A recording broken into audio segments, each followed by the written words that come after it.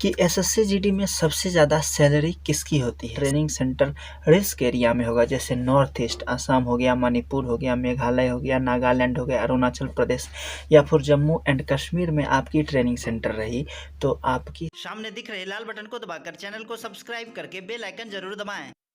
आपके मन में एक सवाल कहीं ना कहीं ज़रूर आते हैं कि एसएससी जीडी में सबसे ज़्यादा सैलरी किसकी होती है। CAPF central armed police forces में सबसे ज़्यादा सैलरी कम मिलती है या किसकी होती है। बीएसएफ हो, सीआरपीएफ हो, सीआईएसएफ हो, आईटीबीपी हो, एसएसबी हो, असम राइफल हो, एसएसएफ हो, एनसीबी हो, इन सब में सबसे ज़्यादा सैलरी किसकी होती है और हमें सबसे ज़्यादा सैलरी कब मिलती है, या हमें ट्रेनिंग के दरमियान सैलरी क्या मिलेगी, ट्रेनिंग पास होने के दरमियान सैलरी कब होगी। और कहीं ना कहीं आपने कमांडो के भी बारे में सुना होगा कि कमांडो की सैलरी कितनी होती है। आज के वीडियोज में हम जानने लेंगे कि आपकी सैलरी सबसे ज़्यादा कब होगी। तो सैलरी के स्पेशल वीडियो को जल्दी से शुरू कर लेते हैं। हर बंदे की ख्वाहिश होती है, हर बंदे के माता पिता का सपना होता है, उनके भाई बहन, मामा जी, नाना जी, आस पड़ोस दोस्तों का, मतलब सबका ख्वाब रहता है कि एक ना एक दिन हमारी सैलरी हमारे बैंक अकाउंट में आए। आप कमेंट करके ज़रूर बताना कि आप अपने पहली सैलरी का क्या करने वाले हो। तो आज का जो वीडियो है सैलरी को लेकर इम्पोर्टेंट है। देखो, ट्रेनिंग के दरमियान कोई भी फोर्सेस हो, बीएसएफ हो, सीआरपीएफ हो, आईटीबीपी हो, एसएसबी हो, असम राइफल हो, कोई भी फोर्स हो, आपकी सैलरी लगभग 30,000 के ही आसपास रहेगी। हाँ, अगर आपका ट्रेनिंग सेंटर रिस्क एरिया में होगा, जैसे नॉर्थ ईस्ट असम हो गया, मणिपुर हो गया, मेघालय हो गया, नागालैंड हो गया, अरुणाचल प्रदेश या फिर जम्मू एंड कश्मीर में आपकी ट्रेनिंग सेंटर रही तो आपकी सैलरी 37 से 38,000 रुपये होगी। देखो, किसी की भी सैलरी बहुत ज़्यादा और बहुत कम नहीं होती है, 3 या 4,000 रुपये का ही फ़र्क पड़ता है। किसी भी सेंट्रल आर्म्ड पुलिस फोर्सेस में आप ले लो, सबकी सैलरी आसपास ही होती है, 3-4 हज़ार का फ़र्क पड़ता है, ज़्यादा फ़र्क नहीं पड़ता है। बट जब आप ट्रेनिंग पास कर लोगे, पासिंग आउट परेड आपकी हो जाएगी और आपकी डिप्लॉयमेंट यूनिट में हो जाएगी, तो वहाँ क्या होता है, हमें रिस्क अलाउंस मिलते हैं। जैसे आपका हो गया जम्मू कश्मीर का रिस्क अलाउंस सबसे ज़्यादा है 17,000, 22,000, 24,000। फिर आपका त्रिपुरा हो गया, छत्तीसगढ़ हो गया, जो भी नक्सलाइट एरिया है वहाँ के भी अलाउंसेस बहुत अच्छे हैं। और नॉर्मल अगर आप पीस में रहते हो, जैसे पंजाब, हरियाणा, दिल्ली, चेन्नई, कोलकाता, यहाँ पर आपके रिस्क अलाउंस वही 7 या 8,000 रुपये समथिंग होते हैं। तो मान कर चलो ट्रेनिंग ख़त्म करते ही आपकी सैलरी 40 या 42,000 के आसपास कंफर्म पहुंच जाती है। और अगर जम्मू कश्मीर या छत्तीसगढ़ वगैरह इलाके में चले गए तो आपकी सैलरी 50,000 से 55,000 के आसपास रहेगी। बट यहाँ सबसे जो मेन कारण है, जो आज का टॉपिक है कि सबसे ज़्यादा हमारी सैलरी कब रहती है, तो सबसे ज़्यादा हमारी सैलरी रहती है जब हम विदेश जाते हैं। जी हाँ, जब हम विदेश जाते हैं तो अमेरिकन गवर्नमेंट हमें $1,000 देती है।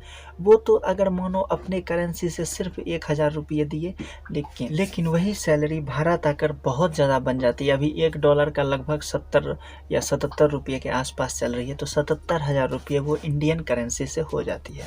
उसके बाद जो आपका पेमेंट होती है, जो इंडियन गवर्नमेंट देती है, वो आपका पेमेंट, मतलब टोटल अगर पेमेंट को हम मिला लें तो 1,25,000 के आसपास हो जाती है। तो ये मान कर चलो आप विदेश में कहीं भी जाओगे तो आपकी सैलरी 1,25,000 के आसपास रहेगी। बट विदेश जाना इतना भी आसान नहीं है। विदेश जाने के लिए पहले आपको कमांडो कोर्स करना होगा।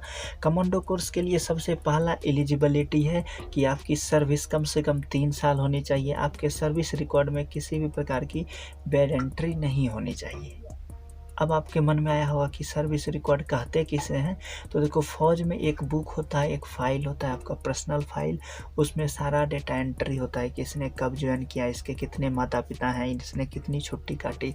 अगर आप कोई भी ऐसा बैड बर्ताव करते हो आपके सीनियर के साथ, या किसी के साथ जुबान लड़ाते हो, या फिर छुट्टी में लेट से आते हो, या फिर ड्यूटी के दौरान आप मोबाइल आपके पास से पकड़ा जाता है, तो आपके सर्विस रिकॉर्ड में बैड एंट्री हो जाती है। अगर आपकी बैड एंट्री एक बार हो गई तो आप कोई भी अच्छे डेपुटेशन जैसे एसपीजी, एनएसजी में नहीं जाओगे। तो ऐसा मत सोचना कि अगर हम एक बार ज्वाइनिंग कर लेते हैं तो हमारा लाइफ बिल्कुल स्मूथ हो जाता है, ऐसा नहीं है। देखो, मैं आज आपको बता देता हूँ, जॉब लेना आसान है लेकिन जॉब करना बहुत मुश्किल है, बहुत मुश्किल है। क्योंकि सबसे ज़्यादा बैड एंट्री हमारे जनरेशन में हो रहे हैं वो ड्यूटी के दौरान उनका फ़ोन उनके पास रहता है या फिर वो छुट्टी से लेट आता है।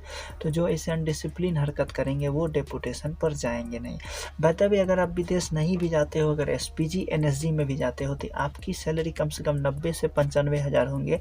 और नॉर्मल अगर आप कमांडो कोर्स करके किसी ट्रेनिंग सेंटर में भी रहते हो तो आपकी सैलरी 70-72 हज़ार रुपये होंगे। तो आज एक बात मान लो, आप ये गांठ बांध लो कि सबसे ज़्यादा salary central arm police force में कमांडो की ही होती है।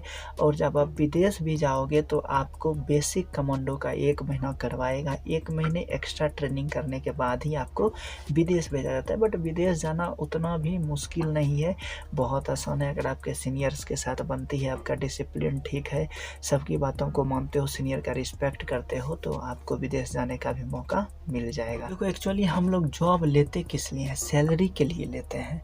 हाँ, मैं मानता हूँ कि अभी आपका फिजिकल होने वाला है, तो बहुत सारे बंदे कमेंट करके बोलते हैं कि भैया अभी तो फिजिकल होने वाला है, आप ज्वाइनिंग लेटर का वीडियोज़ ला रहे हैं, सैलरी का वीडियोज़ ला रहे हैं, कमांडो का वीडियोज़ ला रहे हैं। देखो मेरे भाई, फिजिकल को लेकर आप लोग डिप्रेस हो, स्ट्रेस हो, आपके मन में हमेशा फिजिकल फिजिकल फिजिकल चल रहा है, तो कम से कम आपको एक मोटिवेशन देने के लिए सेंट्रल आर्म पुलिस फोर्स के बारे में जान लो कि आपकी सैलरी कितनी रहेगी, कमांडो कोर्स कैसे करते हैं, या ज्वाइनिंग लेटर किस तरह का होता है। और कमेंट में आके ज़रूर बताना कि इस बार की सैलरी, जब आपको पहले महीने की सैलरी मिलेगी, आप उसका क्या करोगे। देखो, कोई भी फोर्सेस हो, सबका इच्छा होता है कि हमारी सैलरी आए, but central arm police forces में एक गारंटी है कि हर महीने के 30 तारीख को आपकी सैलरी आपके अकाउंट में आएगी ही आएगी, चाहे कुछ भी हो जाए, आंधी आ जाए, तूफान आ जाए। कोविड के समय में सबकी सैलरी रोक दी गई थी, बट जो भी फोर्सेस हैं, जो भी केंद्र सरकार के फोर्सेस हैं, चाहे इंडियन आर्मी हो, इंडियन एयरफोर्स या इंडियन नेवी हो या सेंट्रल आर्म पुलिस फोर्सेस हो, सबकी सैलरी 30 के 30 तारीख को उनके अकाउंट में आ जाती है। और जिस दिन वो सैलरी आएगी ना, क्या बताऊँ, इतना सुकून मिलता है कि बोलो मत। मैंने अपनी पहली सैलरी से अपने माँ को साड़ी दिया था, पिताजी को कपड़े दिया था, अपने पोस्टमैन को कपड़े दिया था। तो सैलरी हमारे जीवन में बहुत ही ज़्यादा इम्पोर्टेंस रखता है। और अगर आपको कोई ये बोल देता है ना कि बीएसएफ, सीआरपीएफ, आईटीबीपी या सीआईएसएफ, इन सब में सैलरी का बहुत अंतर होता है, बहुत अंतर नहीं होता है। जो जम्मू एंड कश्मीर या छत्तीसगढ़ में होते हैं उनकी सैलरी 50,000 52,000 के आसपास होती है, बट जो पीस इलाके में रहते हैं उनकी सैलरी 40,000 45,000 के आसपास रहती है। जैसे आपका बेसिक पे 21,700 है, तो आपके बेसिक पे में हर साल 3% का इंक्रीमेंट लगता है। अगर 3% का इंक्रीमेंट लगेगा तो मान कर चलो कि हर साल आपकी सैलरी 700, 800, 900, 1000, 11, 1200 ऐसे धीरे धीरे आपकी सैलरी बढ़ते जाती है। और जब आप 20 साल ज्वाइन करोगे, आप प्रमोशन लो या ना लो, आप एसआई बनो या ना बनो, नॉर्मल भी आपकी सैलरी 80-85 हज़ार के आसपास पहुंच ही जाएगी। और अगर डिपार्टमेंटल एग्जाम दे दिए, एसआई बन गए, तो एसआई का तो बेसिक पे ही 35,400 रुपये है, तो 1-2 सालों में ही आपकी सैलरी 70,000 हो जाएगी।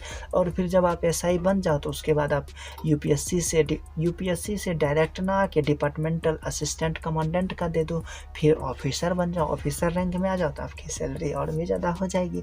तो सैलरी से रिलेटेड आपके मन में आपको किसी भी प्रकार का कन्फ्यूजन नहीं रखना है। अगर कोई भी कन्फ्यूजन है, मन में डाउट्स है, सवाल है, तो कमेंट बॉक्स में आके कमेंट ज़रूर करना है।